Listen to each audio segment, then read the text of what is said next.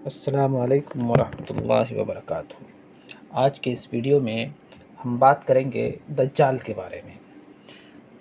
تو ویسے تو دجال کے بارے میں بہت ساری روایات موجود ہیں، لیکن آج ایک اس واقعے کا ذکر کیا جائے گا جو تمیم داری کے ساتھ پیش آیا تھا۔ صحابی رسول ہیں تمیم داری، پہلے وہ نصرائی نہیں تھے، عیسائی تھے، ان کے ساتھ واقعہ پیش آیا تھا، اس کا ذکر کیا جائے گا۔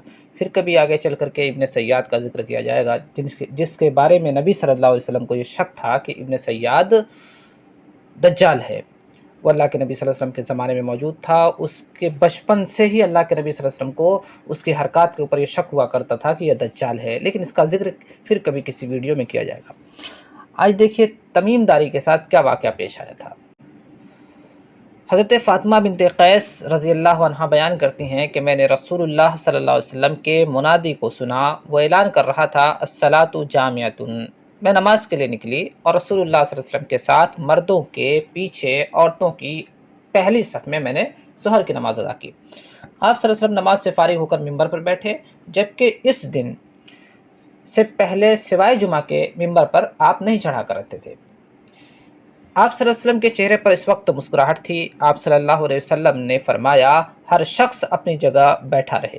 اس کے بعد آپ صلی اللہ علیہ وسلم نے فرمایا جانتے ہو میں نے تم کو کیوں جمع کیا ہے؟ انہوں نے عرض کیا اللہ و رسول عالم، اللہ اور اس کے رسول ہی بہتر جانتے ہیں، آپ بھی اچھی طرح جانتے ہیں، اللہ رب العالمین جانتا ہے کہ کیوں آپ نے ہمیں جمع کیا۔ آپ نے فرمایا بخدا میں نے تم کو نہ تو مال وغیرہ کی تقسیم کے لیے جمع کیا ہے، نہ کسی جہاد کی تیاری کے لیے، بس صرف اس بات کے لیے جمع کیا ہے کہ تمیم داری پہلے نصرانی تھے، وہ آئے اور مسلمان ہو گئے اور مجھ سے ایک قصہ بیان کرتے ہیں، میں اس سے خوش ہوا، میں چاہتا ہوں کہ تم سے بیان کروں جس سے تم کو میرے اس بیان کی تصدیق ہو جائے گی جو میں نے کبھی دجال کے متعلق تمہارے سامنے ذکر کیا تھا۔ بڑی کشتی میں سوار ہوا جس پر سمندروں میں سفر کیا جاتا ہے، ان کے ساتھ 30 لوگ اور بھی سوار تھے۔ پھر سمندر میں طوفان آ گیا، 1 ماہ تک ان کا تماشا بنا رہا سمندر کے اندر۔ آخر مغربی جانب ان کو ایک جزیرہ نظر آیا جس کو دیکھ کر وہ بہت مسرور ہوئے، خوش ہوئے اور چھوٹی کشتیوں میں بیٹھ کر اس جزیرے پر اتر گئے۔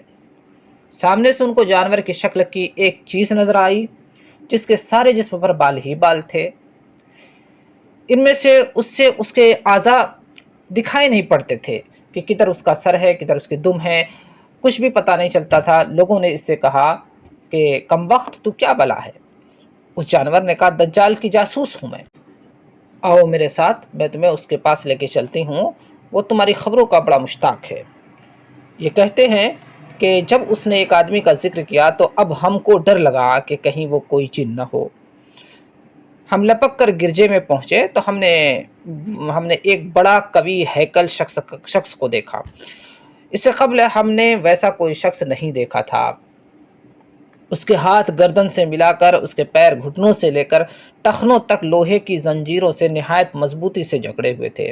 ہم نے کہا تیرا ناس ہو، تو کون ہے؟ وہ بولا تم کو میرا پتہ کچھ نہ کچھ لگ ہی گیا ہے، اب تم بتاؤ تم کون لوگ ہو؟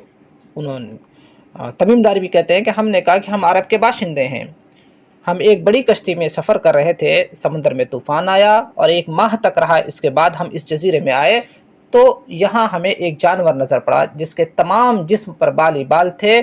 اس نے کہا میں جاسوس ہوں، چلو اس شخص کی طرف جو اس گرجے میں یعنی اس گھر میں ہے، اس لیے ہم جلدی جلدی تیرے پاس آ گئے۔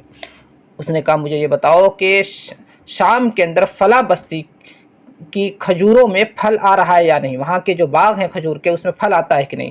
تو ہم نے کہا ہاں آتا ہے پھل، شام کی جو وہ بستی ہے وہاں پہ تو پھل آ رہا ہے۔ اس نے کہا وہ وقت قریب ہے جب اس میں پھل نہیں آئے۔ پھر اس نے پوچھا اچھا بحیرہ طبریہ کے بارے میں بتاؤ، اس میں پانی ہے یا نہیں ہے، دریا ہے جو بھی ہو، چھوٹا دریا۔ ہم نے کہا بہت ہے اس میں پانی، ابھی اس میں بہت ہے۔ اس نے کہا وہ زمانہ قریب ہے جب کہ اس میں پانی نہ رہے گا۔ پھر اس نے پوچھا زغر، یہ بھی شام میں ایک بستی کا نام ہے، وہاں کے چشمے کے متعلق بتاؤ اس میں پانی ہے یا نہیں، اور وہاں کے لوگ اس بستی والے اس پانی سے اپنے کھیتوں کو سیراب کرتے ہیں یا نہیں؟ ہم نے کہا وہاں بھی پانی ہے، بہت پانی ہے، اور وہاں کے رہنے والے لوگ اس چشمے سے اپنے کھیتوں کو سیراب بھی کرتے ہیں۔ پھر اس نے کہا اچھا نبی الامیین अनपढ़ों के नबी के बाका कुछ हाल सुनाओ। हमने कहा वो मक्का से हिजरत करके मदीना तशरीफ़ ले आए हैं। उसने पूछा क्या अरब के लोगों ने उनके साथ जंग की है? हमने कहा हाँ।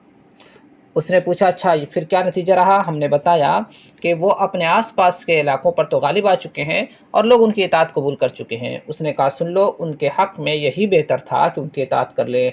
नबी आखिरुज़्ज़मा की बेअसत की खबर सुनकर उसने मारे खुशी के छलांग लगाई और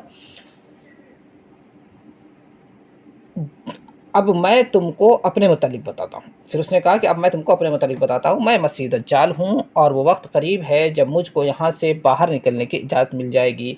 मैं बाहर निकल कर तमाम ज़मीन में घूम जाऊँगा और 40 दिन के अंदर अंदर कोई बस्ती ऐसी ना रह जाएगी जिसमें दाखिल ना हूँ, सिवाय मक्का और मदीना के। इन दोनों मकामात में मेरा दाखिला ममनू है। जब इन दोनों में से किसी बस्ती में दाखिल होने का इरादा करूँगा, उस वक्त एक फ़रिश्ता हाथ में नंगी तलवार लिए सामने आकर मुझे दाखिल होने से रोक देगा और इन मकामात के जितने रास्ते हैं उन सब पर फरिश्ते होंगे जो उनकी हिफाजत कर रहे होंगे। तो ये है इनका पूरा वाक़या जो उन्होंने बयान किया था दज्जाल के ताल्लुक़ से। और अल्लाह के नबी सल्लल्लाहु अलैहि वसल्लम ने कहा कि मैं समझता हूँ कि यही दज्जाल है जिसके बारे में तमीम दारी ने वाक़या बयान किया।